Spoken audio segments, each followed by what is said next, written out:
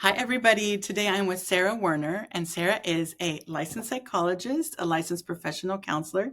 She's been practicing for 30 years. She's a registered play therapist, a somatic experiencing practitioner, and the founder and first president of the Minnesota Association of Play Therapy. So, welcome, Sara. Thank you. Thanks for having me. Yeah, I'm so happy you're here. So, tell me, Sara, what's one thing you would love for the world to know? I guess the biggest thing I would want the world to know is that, like, if we're thinking about children, that children don't process their emotions by talking, and that their emotions come out in their behavior and in their play. Hmm. And they're not just little adults, especially. I've been thinking about this a lot lately because I get frustrated with like master's programs Hmm. that rarely still have much education around play therapy. Maybe they have one course of Mm-hmm. how to work with children, but it's not even focused on play therapy in a lot of the Yeah. master's programs. Um, Right. so, and that frustration then that um, master's level people start learning that or start to keep that idea that kids just talk and process. So I'm play therapy means I'm going to get the Jenga game and we're going to each take a Jenga piece out. And when we take it out, we're going to say why we feel mad about something or why we feel upset Yeah. about something. And, that's such a misconception out there about play therapy still, that you just Mm-hmm. play with kids and then talk on the side. And then that's how they'll be able Yes. to process their emotions. And that's not really how it works. Super good. So how did you discover this?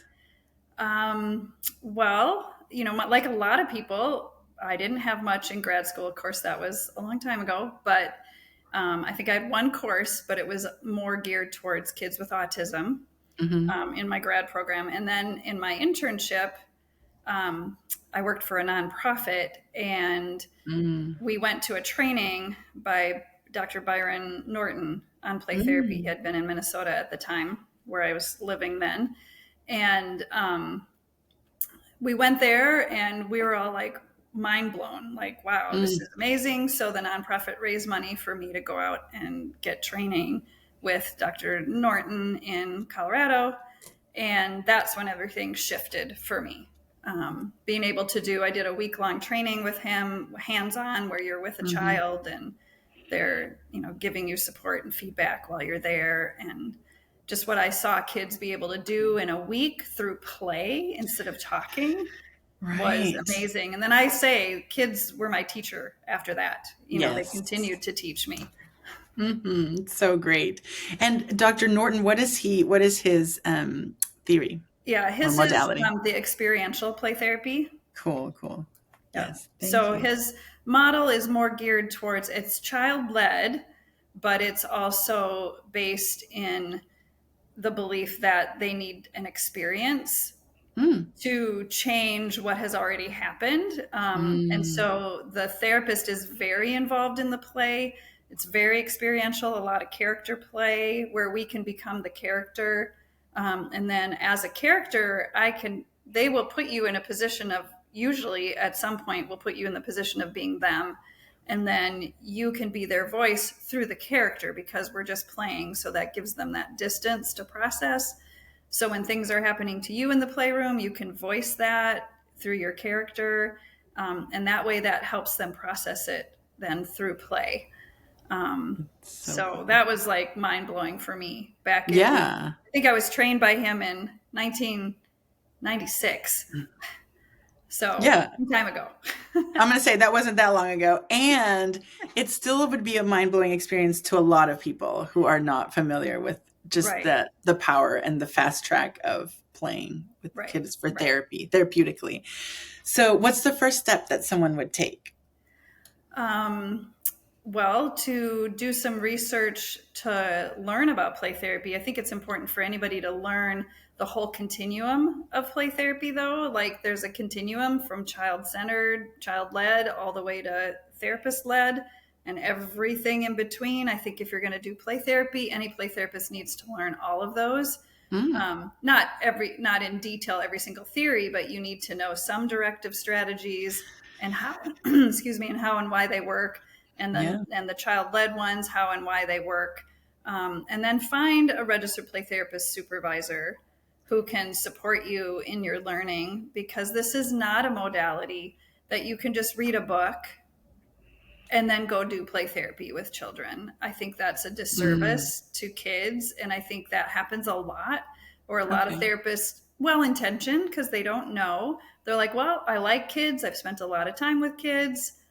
I'll just get some toys and some colors and Mm-hmm. color crayons, and we'll just spend time together. And you really need to have someone that's walking through it with you.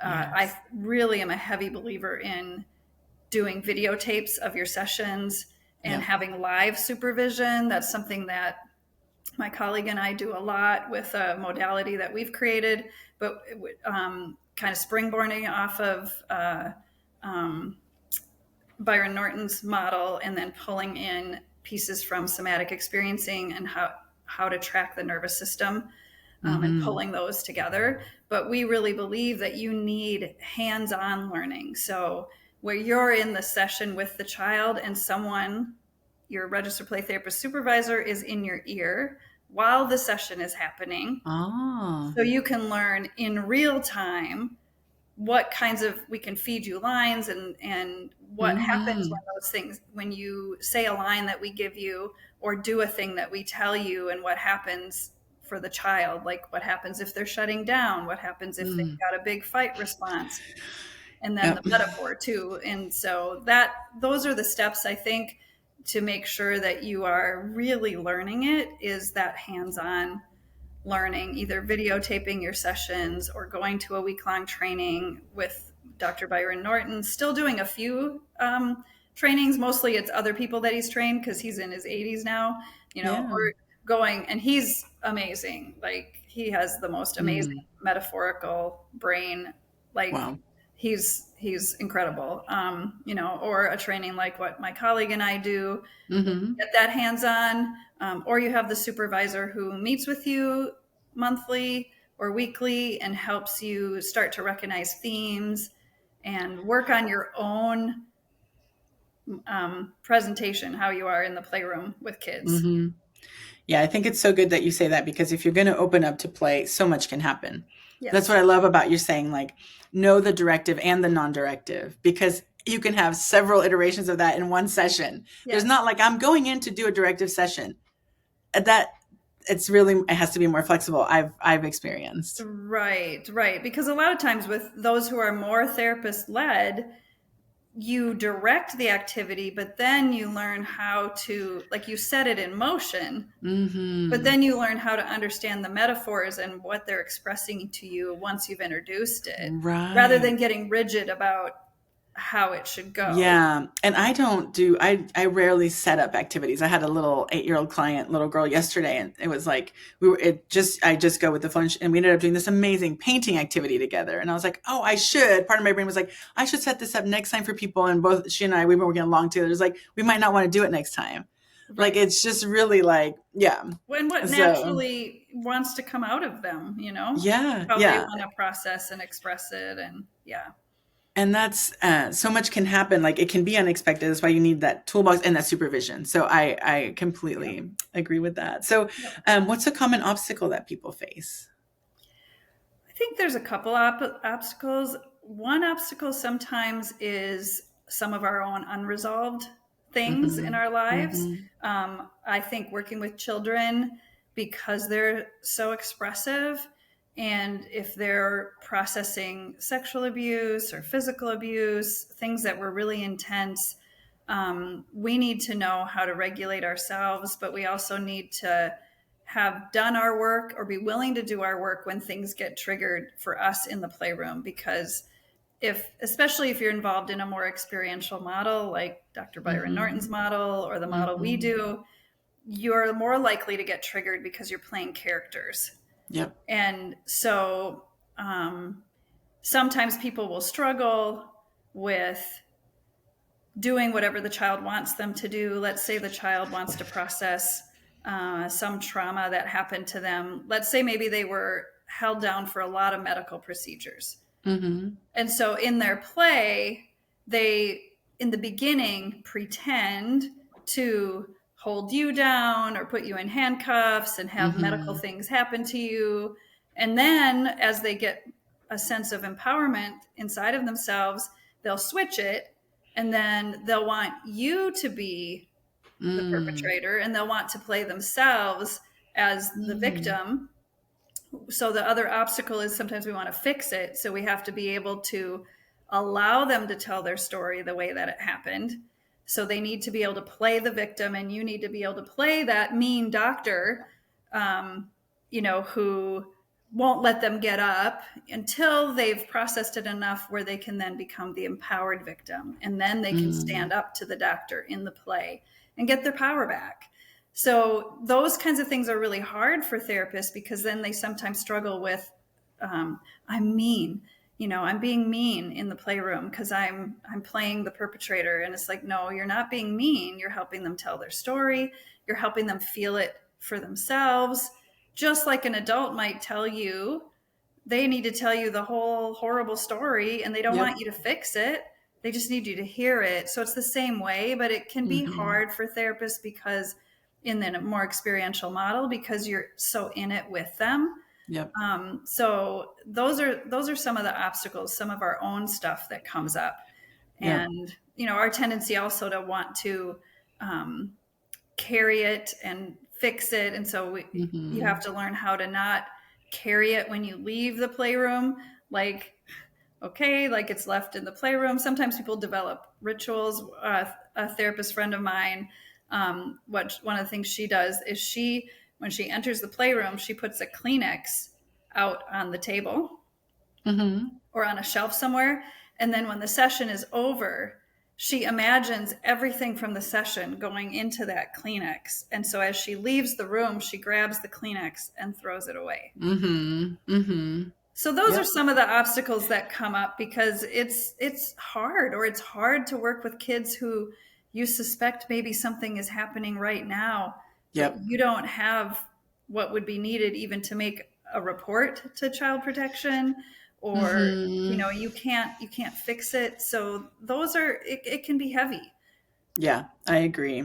It's like we listen with our nervous system. I hadn't thought about that until talking to Yes. you now. So final question, how do I know if I'm doing it right? Um, well, a couple things that we look for in kids if we're on the right track. So, Yes. as you're engaging in play with them, if they keep the play going, Mm-hmm. then you know that you're on the right track. Yeah. Like, because a lot of times kids, if you're doing that's more of a child led modality, and you step out and do something, and they'll be like, no, that's not what the That's police not right. officer says. And you're like, Yeah. okay. And then they'll tell you what to say, and then you say it. So I think it's important there too to remember that you will get it wrong in the playroom, but if Mm-hmm. you learn how to follow their cues, Yeah. they'll redirect you, and then it's fine because you're still attuned to them 99% more than most adults are. So they're very forgiving if you're like Yes. seconds you didn't get it. Yes. And the other Uh-huh. piece you'll know is over time, as you play with kids, as you're meeting with their parents, which we propose that you meet with them separately, but as Uh-huh. you're meeting with their parents, you're going to find out, I mean, after the initial behavioral decrease that happens in the beginning because they're stirring things up, what's going to happen over time is they're going to get better. Mm-hmm. And I would always marvel. I think to myself, wow, I play with kids and they get better. So Yeah. that's It's another amazing. way that you know you're on track, is because parents come Mm-hmm. in and they'll say, oh, they used to have these hour-long tantrums and now they're like 3 minutes long. You'll be like, Yeah. yes, just by Yeah. playing with them. Absolutely. Every day I have that. I marvel at that. It's amazing. It, Play to healing. It's so, so cool. Including all the things that we've discussed, like just the challenges of it, but so worth it to going back to your first things that kids don't process by talking, and they have a right. different need. Mhm. Tell me, so, and this is our time, but I have a question. Tell me about the name of your modality, and I'll be sure to include Yeah. your program, and I'll be sure to include the contact info in the Yeah, description. we've developed something called Somatic Experiential Play Therapy that does have its roots in Byron Norton's experiential and roots in some of the theoretical underpinnings of somatic experiencing. So when we're in the Awesome. playroom with kids, we support the metaphorical and character play, but we also Mm-hmm. are watching their bodies. So we're watching for fight, flight, freeze, which I Mm-hmm. really believe is not taught very much, even in the play Mm-hmm. therapy community. Mm-hmm.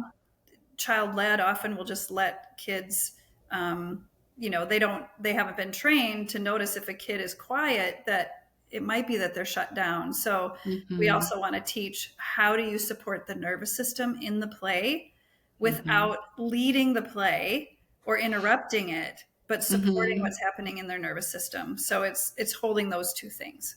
Awesome. It's an art for Yeah. sure. Yeah. Oh my gosh. Well, thank you so much for talking about all this. Yeah. Super exciting to meet with you, and I'll put all your contact info. So, yeah, that's our time. Thank Okay. you. Well, thanks for having me. Yeah, thanks.